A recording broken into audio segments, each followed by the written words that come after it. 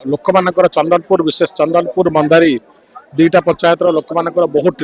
Demand थिला दीर्घ दिन डिमांड कि चंदनपुर सुकल पर्यंत पाखापाखि 3 किलोमीटर रास्ता बहुत चेष्टा पर आज ता सफल होती टेंडर हो सारी आज तार आम भित्तिपत्र स्थापन कलु खूब शीघ्र से काम आरंभ हम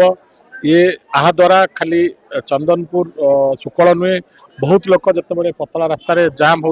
बड़ गाड़ी पशिगले बहुत लोक रत्नगिरी देकी जीवासवा करें तो निश्चित भाव में ये जो कमटी ये अंचल 4-6टा पंचायत लोक मान बहुत सुविधाजनक है तो निश्चित भाव में मु भारी खुशी आज ये कमर शुभ उद्घाटन करी। आज जो कार्यक्रम चंदनपुर छक ठारू मेदुआकुल छक पर्यंत जो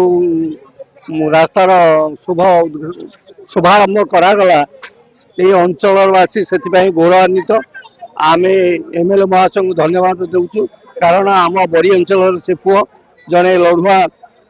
एमएलए से जाऊ आमर उद्यम आमर चेष्टा आमर अनुरोध रक्षा करी रास्ताटी आम अंचलवासी बड़ा उपकृत हेबू आमर चाषी माने धान काटिवा बा फसल नवा आनिबा करिबाने से सक्षम हेबे भल उपकृत हेबे तेणु आम से धन्यवाद अर्पण कर। आज ये कार्यक्रम होती रास्ताटा चाषी भारी कम लगे जो गोटे अषाढ़ मसरे मैंने जावासिया करेंगे ना ये जो रास्ता हो गला मैंने गोटे धान बस्ता आने 30 टका खर्च होता ये रास्ता हो गले मागणा धान